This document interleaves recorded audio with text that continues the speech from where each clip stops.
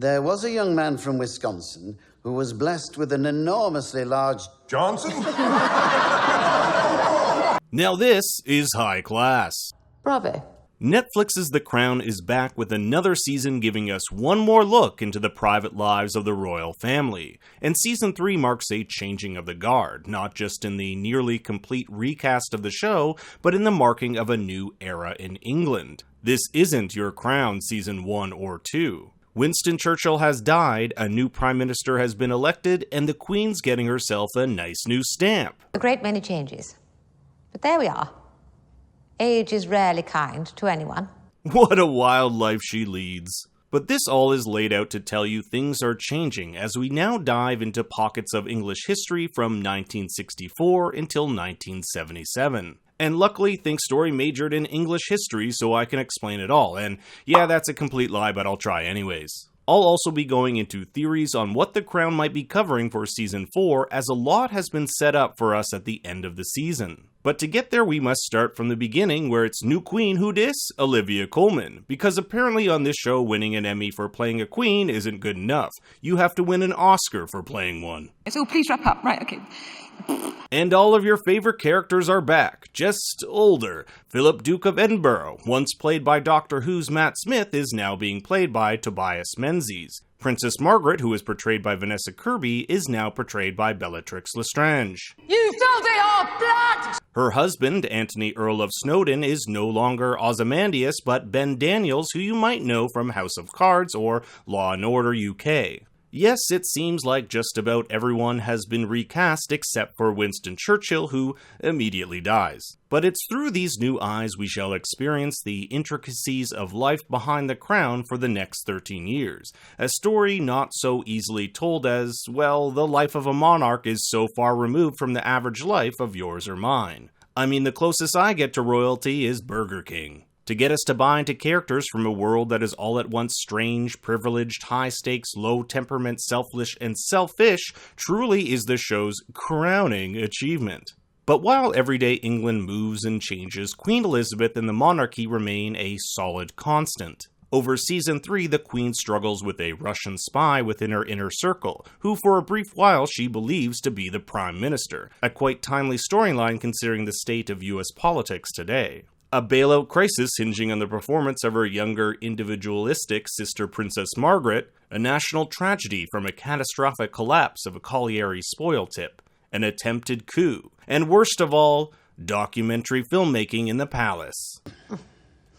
But the focus swiftly seems to shift to one character, Prince Charles, and his story is not only incredibly relevant to the events of the monarchy in the 70s, but they're going to be center stage come next season. It all starts with Wales and episode 6 titled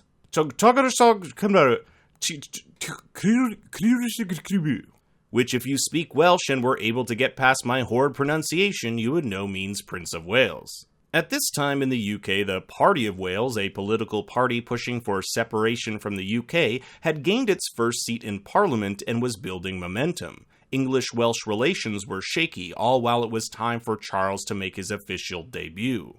Now, every future king is granted the title Prince of Wales. It's just a thing that happens, like an old diner waitress calling you sweetie. So Charles is sent to a Welsh school to learn some Welsh so he can speak Welsh in his Prince of Wales speech, so perhaps the people of Wales might get a little less angry at the English. But it's here at this point where the root of individualism in Charles takes place. The prince meets with his tutor, Edward Millward, who is an unapologetically political and opinionated Welsh nationalist, and here Charles learns the history of the Welsh people. In an effort to show understanding, he then makes some personal changes to his speech on respecting the Welsh identity, which, when the Queen finds out, she's pretty peeved. A monarch does not take a position. They are impartial. People will always want us to smile or agree, or frown or speak.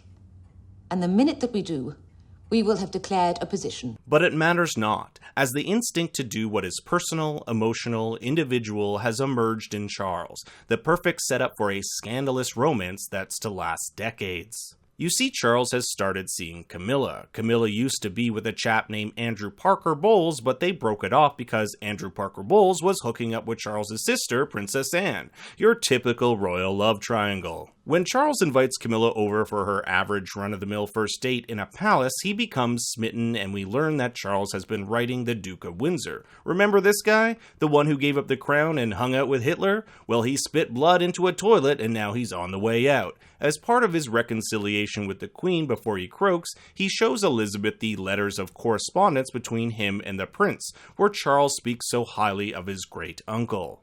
As Charles begins to experience real love, he empathizes with the Duke and starts to see similarities between them. He too was once Prince of Wales, heir to the throne. He too is feeling stymied and choked by his duty to be an impartial, emotionless royal. He sees the royal family as the ones who cruelly united against his great-uncle, and now he's to receive the same fate. You were cruelly denied your right to reign alongside the woman that you wanted by your side. And that individualistic instinct that was planted in Wales grows stronger. Charles doesn't want to lose Camilla, as Andrew Parker Bowles is still interested in her, so he makes a plea to Earl Mountbatten, to help the family come around to Camilla being a serious match for him. But this was decades before Game of Thrones ever aired, so Charles wasn't aware that you never trust Tywin Lannister. He and the Queen Mother meet and plot to end the romance, as Camilla is not a suitable match. Charles is sent on an 8-month posting in the Navy, which he confronts the Queen about, though Elizabeth doesn't know anything about it. She does suspect the Queen Mother and Mountbatten are behind this. The two then have the Queen sit down with Princess Anne, who reveals the love triangle. When they tell Anne that Charles likely plans to marry Camilla, Anne says, "Fine. As long as he's prepared for there to always be 3 in the marriage." The third being Andrew Parker Bowles, who is still sleeping with Camilla during her romance with Charles. I'll also add as a side note that Princess Diana, upon her divorce from Charles due to his infidelity with Camilla, famously stated, "Well, there were 3 of us in this marriage, so it was a bit crowded." Anne's line stating the same thing feels like a cheeky little Easter egg addition by the writers. So an arrangement is put in place by the Queen Mother to have Camilla and the Parker Bowles boy be married, and since Camilla is indeed in love with him, she willingly agrees. The two are married and Charles is devastated. Now you might be saying, alright, that's all well and good, but what's the point? What's with all the focus on Charles? Everything here is setting up for what will be a major aspect of Season 4. Charles's love affair with Camilla, and of course the introduction of Princess Diana. A highly scandalous time for the monarchy and something that will certainly vex the Queen. As the show puts it at the end of the season, when Princess Margaret's marriage has fallen apart, the monarchy papers over the cracks. And if what we do is loud, grand, confident enough, no one will notice. But all around us it's fallen apart. The monarchy is meant to display strength and provide confidence when all around things are falling apart. But how can a monarch do that when they retreat into the individualistic, the self, the emotional, the positional, the path forward Charles is taking? So let's talk what's next for the crown. What are some of the events we can expect from Season 4? First off, there won't be any major casting changes like what we saw between Seasons 2 and 3. Filming of the season has already started and no major roles will be changed. Roles will only be added. Apart from what the show has already set up with Charles and Camilla, we certainly know we will be seeing Princess Diana, as this is one of those roles added to the show that's been publicly announced. Undoubtedly, a major aspect of the show will become Charles and Diana's marriage, Charles's infidelity with Camilla, and the trouble the two faced in their marriage, as well as the scandal that fell upon the monarchy. We also know that the timeline will go well into the 80s, as this photo taken from the Season 4 set shows Charles and Diana's trip to Australia in 1983, 2 years after they marry. But don't expect much or any of 90s Diana, as show writer Peter Morgan told The Hollywood Reporter in a 2017 interview that each season will only span a decade. So in all likelihood, it won't be until Season 5 that we see the tragedy of Diana, and Season 4 will remain totally 80s. Of course, that also means the introduction of Margaret Thatcher into the series, to be played by Gillian Anderson of X-File fame, as Thatcher was Prime Minister from 1979 to 1990. And if the Iron Lady is set to make an entrance into the series, it is also likely that the show will highlight Margaret Thatcher's exposing of the Anthony Blunt spy scandal. In the very first episode of this season, it's revealed that Royal Art Advisor Anthony Blunt was actually a KGB spy. To save the country from shame and to prevent Allied nations from losing trust in England, Blunt was given immunity from persecution and the whole thing was kept quiet.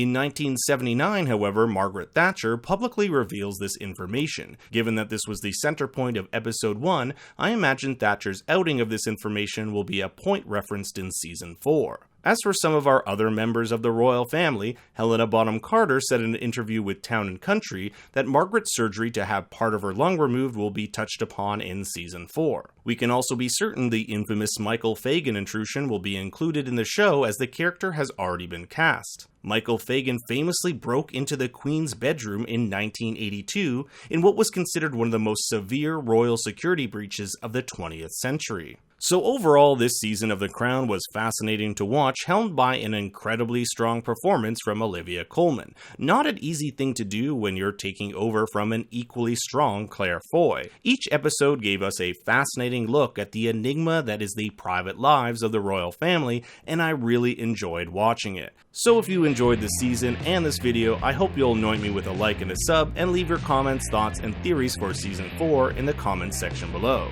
Be sure to follow me on Twitter at ThinkStoryYT, and remember, God save the Queen. I mean, Daddy loves you very much.